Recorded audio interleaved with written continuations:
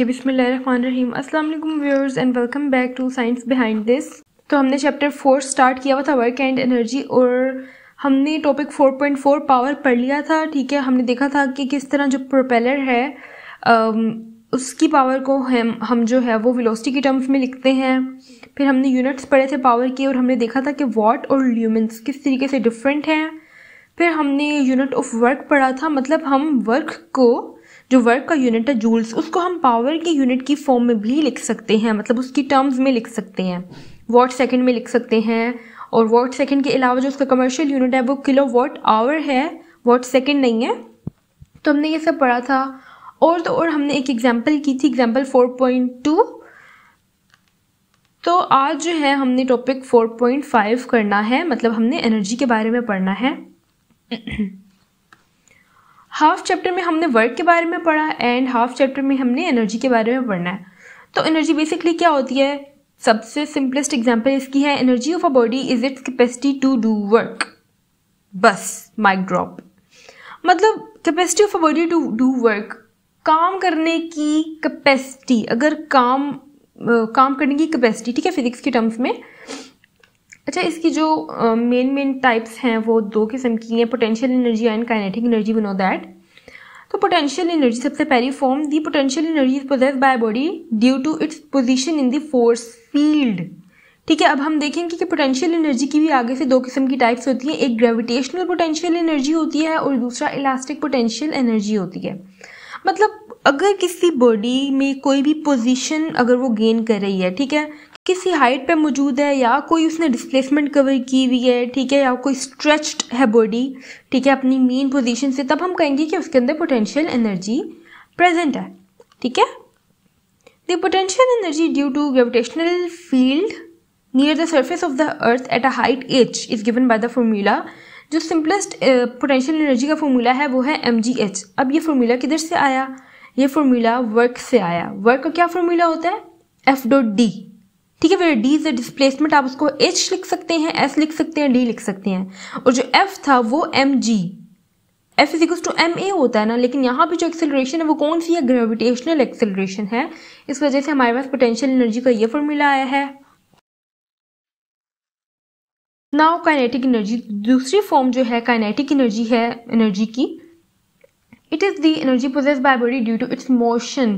किसी भी मोशन या मूवमेंट की वजह से जो एनर्जी हमारे पास आती है वो होती है काइनेटिक एनर्जी, और ये उसका फॉर्मूला है हाफ mv²। अब आप सोचेंगे कि ये फॉर्मूला किधर से आया? इसकी तो चले समझ आ गई, ये तो बड़ा इजी सा था, ठीक है, F.D से निकल आया। ये फॉर्मूला भी बेसिकली F.D से ही डिराइव है। और अब हम देखते हैं किस तरीके से। ये एक एडिशनल चीज़ है, ये आपकी बुक में नहीं है, लेकिन सबसे जो पहला स्टेप है आपने लेनी है वर्क का फॉर्मूला लेना है। ठीक है, वर्क क्या होता है? फोर्स इनटू डिस्प्लेसमेंट या फिर डिस्टेंस। उसको शॉर्ट में हम लिख सकते हैं F क्रॉस S। ठीक है, अब यहाँ से हमने फोर्स को निकालना है, डिराइव करना है। फोर्स क्या होती है? F is equal to ma। ऐसा ही है, तो हम यहाँ पे m इनपुट कर लेते हैं। ऐसा ही है, हमने m इनपुट कर लिया, लेकिन a और s, ठीक है, एक्सेलरेशन एंड डिस्प्लेसमेंट या फिर डिस्टेंस, उसको हमने जो है वो एक तरफ कर लेना। अब हमने इसको निकालना है, इसमें से निकालना है। हमने यूज़ किया अपना I think this is second equation of motion, maybe this is the second equation of motion, v² is equals to u² plus 2as। ठीक है, यहाँ से हम क्या निकालेंगे? a और s निकालेंगे। और वो किस तरीके से निकलेगा? अगर हम स्टार्ट कर रहे हैं फ्रॉम रेस्ट, अगर हम कह रहे हैं कि हमारी बॉडी रेस्ट से स्टार्ट हो रही है, मतलब जीरो से स्टार्ट हो रही है, तो ये जो u है यानी इनिशियल जो उसकी वेलोसिटी है, इसको जीरो कह देंगे हम। जब ये निकल जाएगा यहाँ से तो क्या रह जाएगा? v² is equal to 2as। अब as जो है वो एज इट इज आ गया और 2 उधर जाके डिवाइड हो गया। अब देखिए यहाँ से as हमारे पास आ गया ना, सिंपली हम वैल्यू पुट कर देंगे यहाँ पे। तो अब यहाँ पे हमारे पास v²/2 आ गया, और हम इसको रीअरेंज करके लिख सकते हैं कि work is equal to half mv²। और हमें पता है कि यहाँ पे काइनेटिक एनर्जी की बात हो रही है। वो जो वर्क है हमारा, ठीक है, बेसिकली वो काइनेटिक एनर्जी है। यानी किसी भी बॉडी में अगर वेलोसिटी, अगर उसमें कोई मूवमेंट हो रही है, तब वहाँ पे काइनेटिक एनर्जी जो है वो एग्जिस्ट करेगी। और तो और अगर उसने कोई पोजीशन ऑक्यूपाई की हुई है, ठीक है, या डिस्प्लेस हो रही है, तो पोटेंशियल एनर्जी उस टाइम पे आएगी। Gravitational potential energy. अब जो हमारी पोटेंशियल एनर्जी थी हम उसकी आगे से टाइप्स बता रहे हैं। ग्रेविटेशनल पोटेंशियल एनर्जी क्या होती है? The gravitational potential energy is always determined relative to some arbitrary position which is assigned the value of zero. आप किसी भी पॉइंट को कह सकते हैं कि ये मेरा जो है वो रेफरेंस पॉइंट है, उसको मैं जीरो ले रहा हूँ। कैसे? In the present case the reference level is the surface of the अर्थ। ठीक है, यानी मोस्ट केसेस में हम जो अर्थ का सरफेस है ना, लेट्स से कि मैंने अर्थ से मून तक का जो है वो डिस्टेंस बताना है, या फिर मैंने इसकी पोटेंशियल एनर्जी बतानी है मून की, लेकिन मैं विद रिस्पेक्ट टू समथिंग बताऊंगी क्योंकि मुझे हाइट लेनी है, और हाइट जीरो किधर होगी और वो हाइट मैक्सिमम किधर होगी, ये भी तो हमने देखना है ना।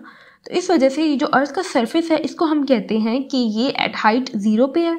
जब हाइट जीरो है तो पोटेंशियल एनर्जी भी क्या हो गई? जीरो हो गई। ठीक है, and at some height h हमारे पास यहाँ पे पोटेंशियल एनर्जी क्या आ रही है? इस मून की mgh आ रही है। समझ आई?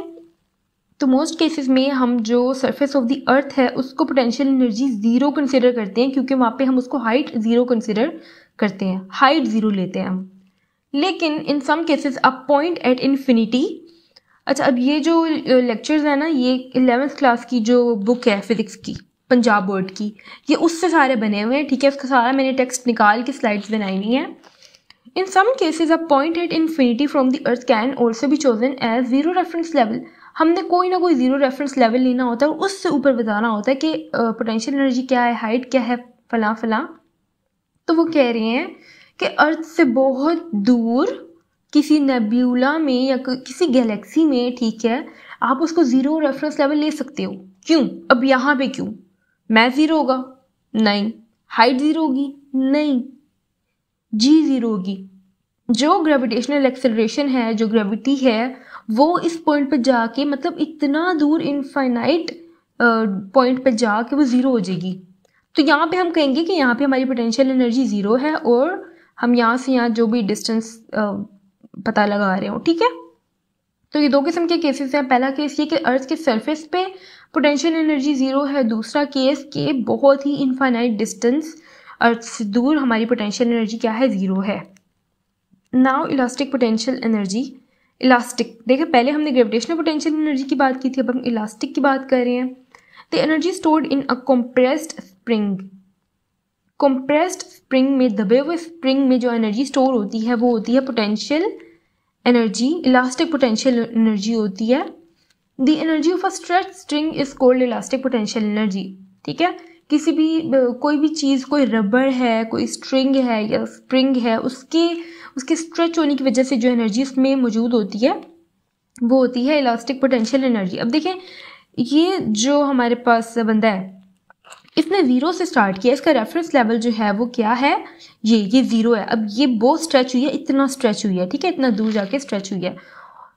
सेम केस यहाँ पे ये मास जो है वो टू एंड फ्रो मूव कर रहा है, तो ये इसका रेफरेंस लेवल था, ये रेफरेंस लेवल था। ठीक है, और ये इतना ज़्यादा जो है वो स्ट्रेच की है। तो यहाँ पे ये दो केसेस हैं इलास्टिक पोटेंशियल एनर्जी के। Okay, now topic 4.5.1 work energy principal, ये भी इसके बीच में आ रहा था। Whenever work is done on a body it increases it's energy. हमें पता है कि एनर्जी होगी तो ही वर्क हो पाएगा। ठीक है, और तो और पहले हमने जो हमारी एनर्जी थी उसको हमने इस तरीके से डिफाइन किया, ability for body to do work. मतलब किसी भी बॉडी की एनर्जी क्या होती है? कैपेसिटी होती है कि वो काम कर सके। लेकिन इसका ऑपोजिट भी जा सकते हैं। इसका ऑपोजिट किस तरीके से? Whenever work is done on a body. अब हम बात कर रहे हैं कि बॉडी पे जब काम हो तो क्या होगा कि वो उसकी एनर्जी को इंक्रीज कर देगा। कौन सी एनर्जी को? पोटेंशियल एनर्जी को, काइनेटिक एनर्जी को? कौन सी एनर्जी को इंक्रीज करेगा ये भी तो जानना है ना। एग्जाम्पल ले ले, अब बॉडी ऑफ मैस m, कोई बॉडी है m मैस की, वो वेलोसिटी v1 के साथ मूव करी थी। लेट से वो यहाँ से मूव करिए, ठीक है। लेकिन क्या होता है, एक फोर्स उस पर एक्ट करती है और वो किसी डिस्टेंस दूर जाती है विद वेलोसिटी v2। मतलब अब उसकी वेलोसिटी चेंज होगी क्योंकि उस पर फोर्स लगी थी। ठीक है, तो इस केस में हमारे पास क्या होता है, हम यूज़ करते हैं हमारी जो इक्वेशन है ना, हम third equation of motion use करते हैं। मतलब 2as = v 2² माइनस v1²। क्यों? क्योंकि इसमें दोनों किस्म की जो है वो चीज़ें मौजूद हैं, दोनों velocity final and initial velocity दोनों मौजूद हैं। दूसरा ये कि हमें एक्सेलरेशन भी दी हुई है और डिस्प्लेसमेंट भी दी हुई है, यानी हमारी सारी जो रिक्वायरमेंट्स है वो पूरी हो रही है। तो हम ये third equation of motion choose करेंगे। और देखिए यहाँ से हमने क्या निकाल ली, हमने डी डिस्प्लेसमेंट निकाल ली, डी 1/2a को हम उधर लेके गए और v2² माइनस v1², और यहाँ पे हमने एक इक्वेशन बना ली 4.9। और ये हमने क्यों किया मैं बताती हूँ। From second law of motion हमारे पास सेकंड लॉ ऑफ मोशन है F=ma। अच्छा, अब ये F हमें पता लग गया कि फोर्स लगी उस पर और वो इतना जाके डिस्प्लेस हुई, और जब वो डिस्प्लेस हो रही थी तो उसकी फाइनल वेलोसिटी ये थी, इनिशियल वेलोसिटी ये थी। F.d क्या होता है? वर्क होता है ना। हम इन दोनों इक्वेशंस को मल्टीप्लाई करेंगे, 4.9 को और 4.10 को, दोनों को मल्टीप्लाई करेंगे तो F.d क्या आ गया? देखिए ये a और ये a जो है वो कैंसिल आउट हो गए थे, तो m/2 आ गया और v2² माइनस v1² आ गया। तो F.d जो कि वर्क के इक्वल होता है, अगर इसको खोल के लिखे तो half m v2² minus half m v1²। अब हमने ये चीज़ डिराइव की है पहले कि हाफ m v² क्या होता है? काइनेटिक एनर्जी होती है ना, मतलब final kinetic energy and initial kinetic energy. मतलब काइनेटिक एनर्जी के अंदर क्या आ रहा है? चेंज आ रहा है। कहने का मतलब ये कि जब वर्क होता है बॉडी पे तो वो उसकी एनर्जी में इंक्रीज लेके आता है। फाइनल माइनस इनिशियल करेंगे तो कोई वैल्यू लाजमी आएगी, ठीक है। तो वो उसकी वैल्यू के अंदर क्या लेके आ रहा है? उसकी एनर्जी के अंदर इंक्रीज लेके आ रहा है। तो ये वर्क बता रहा है और ये जो है वो काइनेटिक एनर्जी के अंदर चेंज बता रहा है। वर्क एनर्जी प्रिंसिपल, ये हमारे पास वर्क एनर्जी प्रिंसिपल है। वो कह रहे हैं कि जो लेफ्ट हैंड साइड है इक्वेशन की, मतलब ये वाली साइड, वो हमें बता रही है कि work done on a body, की बॉडी पे कितना वर्क डन हुआ है। जबकि जो राइट हैंड साइड है वो increase in the kinetic energy बता रही है कि इंक्रीज हुआ है, काइनेटिक एनर्जी के अंदर इंक्रीज हुआ है, ठीक है। Final would always be greater, अगर उस पर फोर्स लग रही है तो final would always be greater.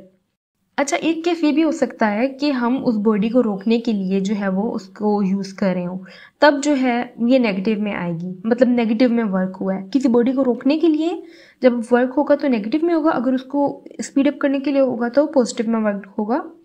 Work done on a body is equal to the change in its kinetic energy, मतलब ये हमें जो है वो वर्क एनर्जी प्रिंसिपल ये बताता है। And I think this is the last slide. Okay, work energy principal कब फुलफिल नहीं होता? वर्क है, वर्क किया बॉडी पे और वो चेंज हो जाएगा उसकी काइनेटिक एनर्जी में, ज़रूरी है? नहीं, काइनेटिक एनर्जी के साथ साथ हीट में भी तो कन्वर्ट हो सकता है। क्या पता लाइट बल्ब में वो चीज़ कन्वर्ट हो जाए, मतलब उसकी लाइट में, उसकी ब्राइटनेस में। क्या पता साउंड प्रोड्यूस करना शुरू हो जाए, जिस तरह ये मशीन है, ये स्क्वीज की साउंड निकालेगी या हीट अप हो जाएगी।